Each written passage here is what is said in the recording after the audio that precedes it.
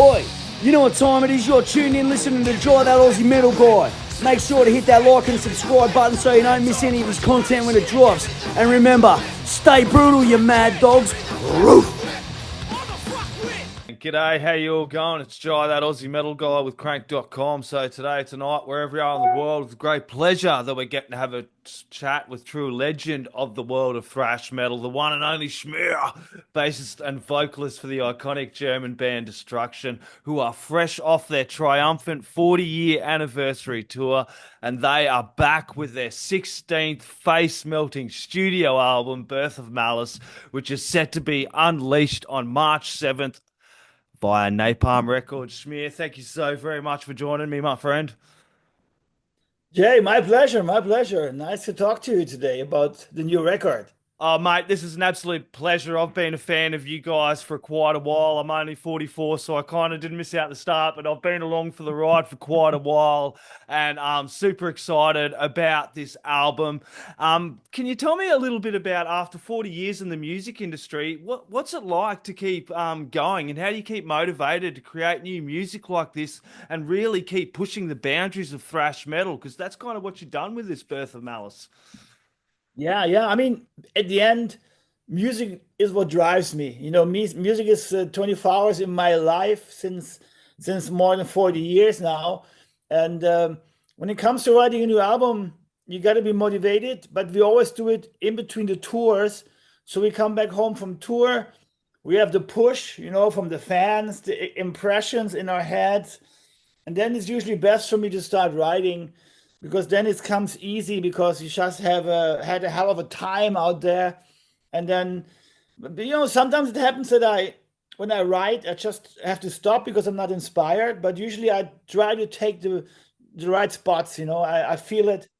Today is the day I can write the best songs. And when I write once, I write actually quite fast. You know, then I'm on it. When I'm not inspired, I just throw the shit in the corner and I leave, you know. But in general, I think, you know, music is a big gift for me and for many people also, I hope, in life.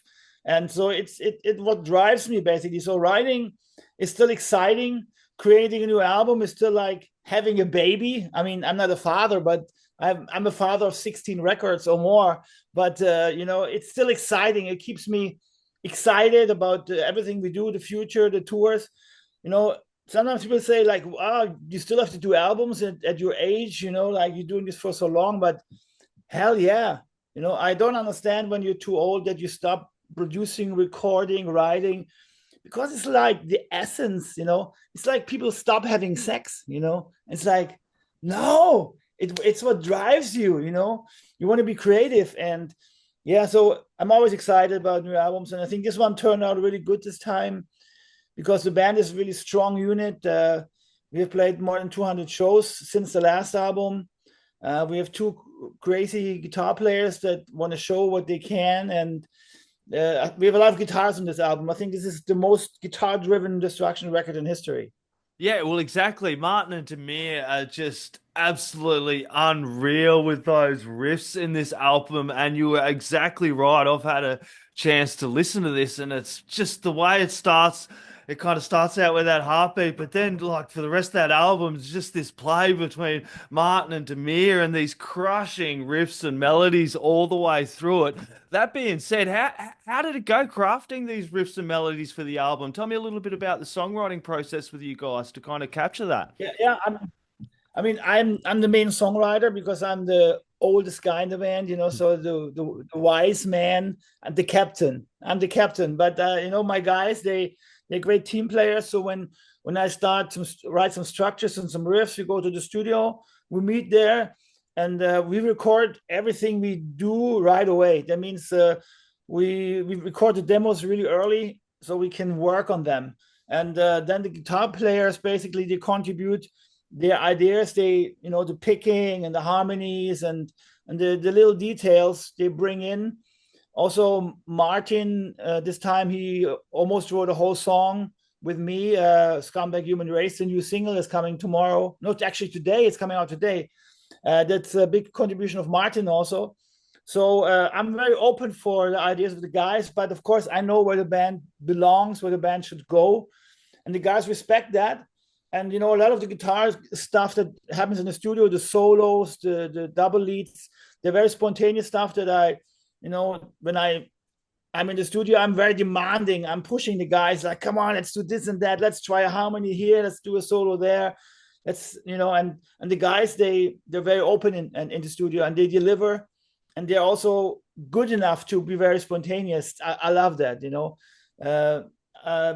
when a musician is not spontaneous, it's hard to catch the moment, and with those two guys, I'm throwing in my ideas and they're like bang, bang, bang, and let's do the picking here and there, and and then it kind of builds up, and sometimes I'm like, okay, is it too much? Is it really fitting the structure? Are we kind of leaning out of the window too much with this? But I think within the reach of thrash metal, the boundaries are not as tight as people think sometimes. Yep. We can really express ourselves really well.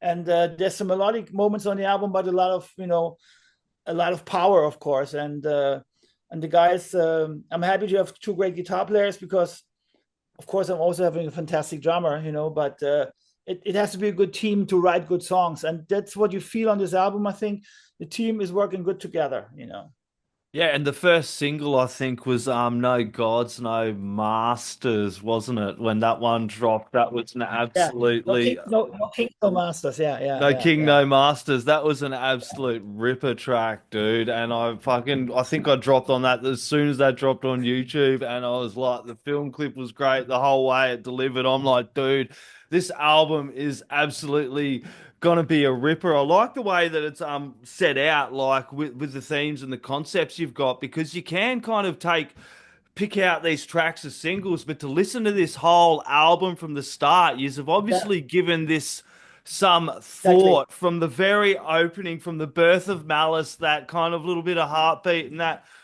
guitar intro as it kind of leads in, and then just boom, destruction kicks in, and then kind of follows on into cyber warfare and the No Kings, No Masters, and the latest one, Scumbag Human Race. We got that a little early on this side of the world, being in Australia, but it's an absolutely amazing album. You have given it that some thought, yeah? Yeah, I mean, I think what the album has is it's very diverse. It's very speedy, very heavy. It has some groovy songs, like the last single, Angst, was very groovy and grim. Yep. Let's say almost untypical song for us, but it really fits great in the whole concept of the album because it gives the album some depth, So as heavy as the album is and as fast as it is, it has those moments that still surprise. And when we wrote the album, I tried to watch the beats per minute. I try to, because I'm a guy that I love fast songs. I love speed metal, punk rock. I'm always writing fast songs. So this time I focused also to make sure that we have some diverse tracks on the album that make the overall listening experience kind of more interesting. So there's only one album that can have only speed songs, and that's Rain in Blood by Slayer, right? But that's only like 30 minutes long. So yeah, I think that's the great plus on this album. It's heavy, it's fast, but it has a diversity that keeps it still interesting. So when you're writing a new album like Birth of Malice, do you start with a particular theme or concept in mind, or do you just go in and just start playing and seeing how it feels and then come up with that after, or kind of what's your process with this? Yeah, usually I just start collecting some riffs. Yep. And then when I have a certain amount of good ideas, I try to start a song. Then I'm usually, because I love speed metal and thrash metal, usually the first song is always fast, So then after some fast songs, I'm start thinking about, okay, maybe I should write something else than a fast song. And then I trying to collect some more riffs that are in a different vibe. But sometimes I also, with Angst, I was like, I had this clear vision. I wanted a song that is very groovy, song for the live moment when the bass and the drums start, like dum da da dum da da dum da da dum, like very heavy track. And then I had the idea to keep the melodies and everything very grim, to make it evil, And sometimes you follow the vision. Sometimes you just follow the instinct, and it depends. There's also a lot of riffs that sometimes I just throw away because they're not good enough. When I collect, I'm like, okay, this is good, this is cool. And also when you wake up the next morning, when you wrote something and the riff is still in your ear, then it's a good one. And when it's not there and you try to remember, like, oh, how was the riff yesterday? Scrap it. Then it's not good. Yeah, and then you guys are one thing I've really enjoyed about your music, you're not afraid to kind of explore some heavy topics and themes. And in this one, you kind of do explore that as well with human errors and influences of technology and all this other stuff coming in. Kind of how do you choose the themes of your lyrics to kind of overlay the tracks once you've got them? Do you have that in mind, or is it just... Yeah. Some stuff is spontaneous. Some stuff just happens. When I watch the news and I'm coming from the studio, we just wrote a song.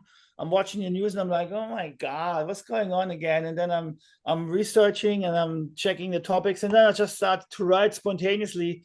Sometimes I have ideas that I start to write down before we have the music, and then I just catch up on them. And a song like Destruction is like the standout song on the album that has no political lyrics. It's a song about the fans, a homage to the fans, a tribute. And that was also very spontaneous. When I came back from tour, I write down the first sentence of the lyrics because I was like, okay, let's look back in time. What do you want to write about a song like Destruction? And I just wrote down like looking back in time, and then the whole lyrics just came like this. So I think it's mostly spontaneous, and I'm very gifted because I can tour the world. I see a lot of the world. I have a lot of opinions. I'm not stuck in my country and just believe the German news. I talk to people. In that content, it would be interesting to see now what's going on in America. What is Australia saying about that? Yeah, it's pretty crazy. We're the same. We quite you've been over to Australia a whole bunch of times. We're got a pretty laid back, chill attitude, and we always have had this healthy skepticism of politicians. You know what I mean? We know both parties are trying to screw us. It's just we're going to go with the one that's probably going to do it the most gentlest. And I don't know, it's a crazy, crazy time over there at the moment. It just feels like it's a bit of open rain on it's good to live down under. You're far away from all the shit happening in the world right. I keep saying to all my American friends, if you want to run over here and escape for a few years, it's you're more than welcome to kind of get away from all that. I went over a couple of years ago, and Americans are just so obsessed with politics. It's crazy. I don't get it. And that's why, no kings, no masters. That's why they got a fucking shitty leader like Trump now, because they're so obsessed with having a leader, a father figure that we know in history it's not good to have. Don't follow one idiot. I mean, the Germans know best, right? So I know. I'm sorry to my American friends. I love you all very much, but it's like half of it, and it's a dichotomy. Some are like this and some are on the other half, but we have to vote in Australia. It's all legal elections over there. They just believe everything that's said to them and don't follow it up and check the history and research everything behind it. This guy probably wasn't that's the problem nowadays. Orson Welles also already said that many years ago, that when the lies become the truth, then it's a problem. And now we're actually at this state that there's so much fake information and there's so much alternative, how did you call it? Alternative reality, or what was it? I don't remember the word for it. But yeah, like, let's say lies, shitty lies. The more you tell the lies, the more the people believe the lies, it seems nowadays. That's actually something very interesting about the internet, right? Basically, you can spread the lies. So nowadays, 50% what you see in the internet is lies. It's fake shit. But I also understand people, they're fed up with they have a stressy job. They come home from work and then they read in the internet, and they like to hear what they think. They don't like to hear other stuff. So the stuff they like to hear, they will follow. And even if it's lies, it doesn't matter. They follow the lies because they're too tired at the end of the day to do research. And, so you follow the easiest path And the easiest path is always what you think is the truth. And Yep. you know, that doesn't have to be the truth, I guess. So yeah, it's a difficult situation right now. And yeah, I mean, America is such an important country for the world, you know. So right now they're cutting all the bonds with all the other countries, you know. It's sad to see, you know, because I also have a lot of friends in America, and to see the country so divided right now also it's really I'm the same. heartbreaking, I've got you a lot know? of friends over there too, and they're all equally divided, and it's very, very sad. And yeah, it's just, what do you do about it? But you know the divide and conquer Yep. thing, you know, that's how you control a country, is you divide and conquer the people, you know. But one And thing everybody can get around, Schmier, is this bloody album, Birth of Malice. It is an absolute fucking ripper. Left, right, in the bloody middle. Chuck some destruction in the stereo. Birth of Malice, I assure you, everybody is an absolute bloody fucking ripper, as always. Amazing work. You guys are always pushing the boundaries and kicking fucking ass, mate. Drops March 7th via Napalm Records. Everybody go out, grab some destruction, put it in the stereos, crank it up really loud. Schmier, thank you very much, my friend. Any last words, shout outs, thank yous, or anything thank you you put in very there? much, Jay. It was a pleasure talking to you. I hope we make it back to Australia finally. It's been some years, you know. Now after COVID, hopefully we can make it back this year or early next year. We really want to return, and we always had a blast when we came to Australia. A lot of great memories, a lot of great shows, a lot of great people that we met. As you said, I like the chilled back Australian vibe, you know, and people always said, what's the country you would move to if you move out of Germany? I mean, I don't feel like moving out yet, but Australia is definitely a country to move to. You know, it's a fantastic part of the world, and we would love to visit again, hopefully soon.